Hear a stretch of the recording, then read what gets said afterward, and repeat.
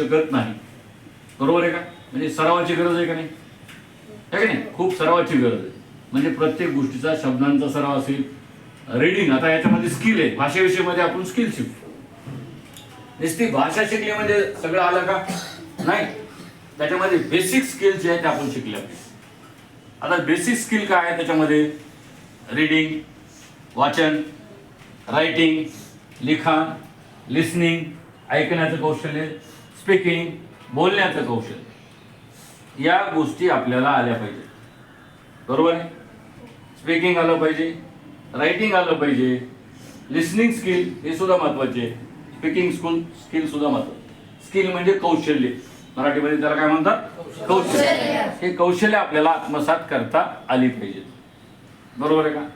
आता सगळ्यांनी ठरवलेलं असतं की आपण गावाकडून आलो, बरोबर आहे. आता खूप जिद्दीनं अभ्यास करायचा, आईवडिलांना काहीतरी करून दाखवायचं, अशा जिद्दीनं आपण आलेलो असतो. अचूक नाही. आता आईवडिलांनी काय ठेवलं आपल्याला इथं की माझं लेकरू चांगलं बनावं, त्याच्या आयुष्यामध्ये त्याला नोकरी लागावी, त्याला चांगली दिशा मिळावी, त्याचं जीवन सुखमय व्हावं आणि त्याच्याकडून आपल्याला समाधान मिळावं, ही आईवडिलांची अपेक्षा असते आपली. बरोबर आहे? आणि आपण इकडं असंच फिरू लागलो, अभ्यासच केला नाही तर काय होईल? आपलंही नुकसान होईल, आईवडिलांच्या स्वप्नांचा पण अगदी चुराळ होऊन जाईल. होईल का नाही? मग त्यासाठी एक गोष्ट सांगतो तुम्हाला. एक मन आहे आपलं, बरोबर आहे, एक अंतर